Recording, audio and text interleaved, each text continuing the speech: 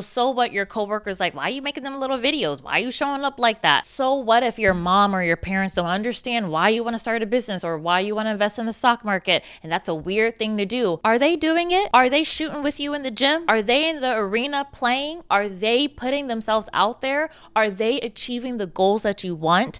I'm not going to be embarrassed by someone who didn't even have the courage to do what I'm doing. So thinking about, why are you even embarrassed? What does embarrassment even mean? What if it's just you in your lane moving forward?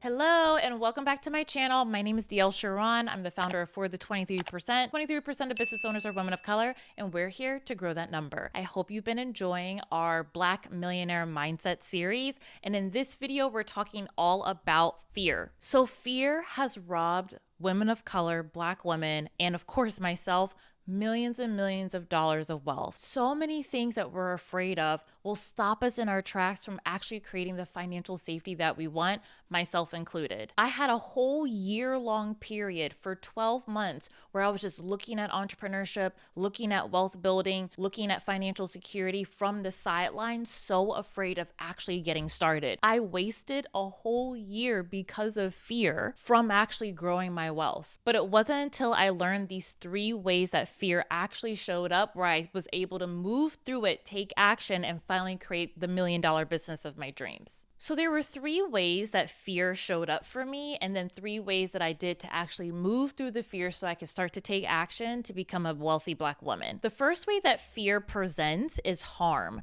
So for me, I thought I was going to harm myself from actually building wealth. And this is actually a backwards way of white supremacy controlling women of color, Black women, from having financial security so that we don't have to rely on their systems of oppression, i.e. a 9-to-5 job, to actually feel safe. You're probably like, whoa, Dielle, where did that come from?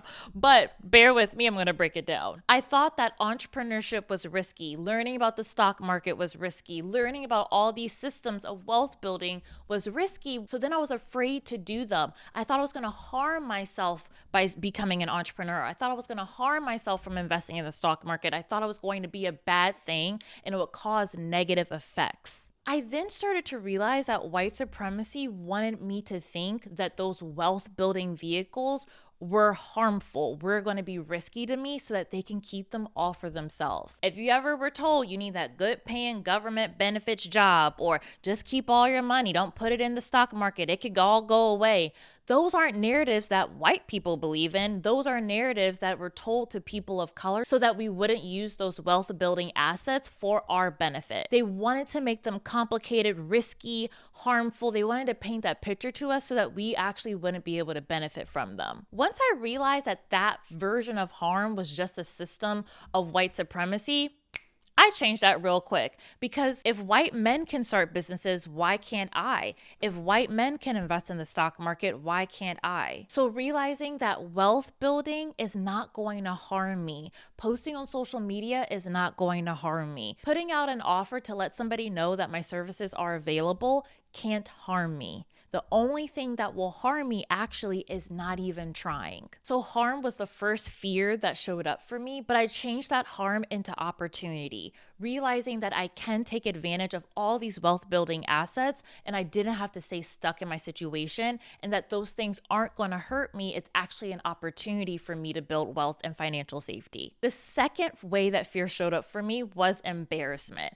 Y'all, I was so afraid of looking a hot mess. I was so afraid of looking embarrassed. I was so afraid of just not putting my best foot forward. And that also comes from a narrative that women of color, we have to be perfect. We have to be twice as good to get half as far. We have to dot every I and cross every T, and we have to always have this picture perfect image. But again, white supremacy doesn't work that way. They get to look messy. They get to look a hot mess. They get to try and fail and not have everything go the way that they want.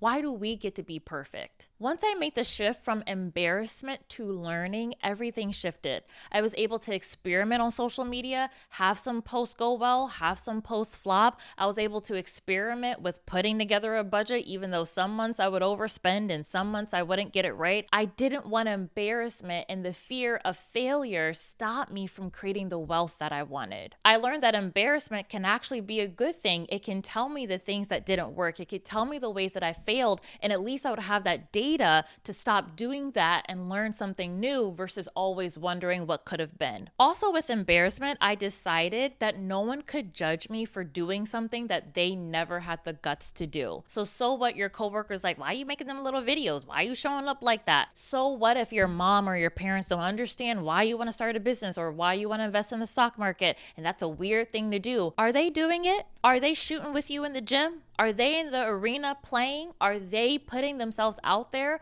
Are they achieving the goals that you want? I'm not going to be embarrassed by someone who didn't even have the courage to do what I'm doing. So thinking about, why are you even embarrassed? What does embarrassment even mean? What if it's just you in your lane moving forward? So once I shifted embarrassment from learning to experimenting, everything changed and I was able to take so much more action towards my goals. And then the third way that fear shows up, and this one is a little deep, y'all. It's a little deep. Is shame. Shame is saying that you are bad. Something is wrong with you. You'll never be able to figure this out. You are the problem. Whereas harm and embarrassment are external, shame is more internal. And shame can do the most damage and can keep us stuck in the most way. We're often our own worst self-critic. I had so much shame over my student loan debt. I had so much shame over how I was presenting myself on social media, that I didn't look a certain way. I had so much shame over the fact that, why did I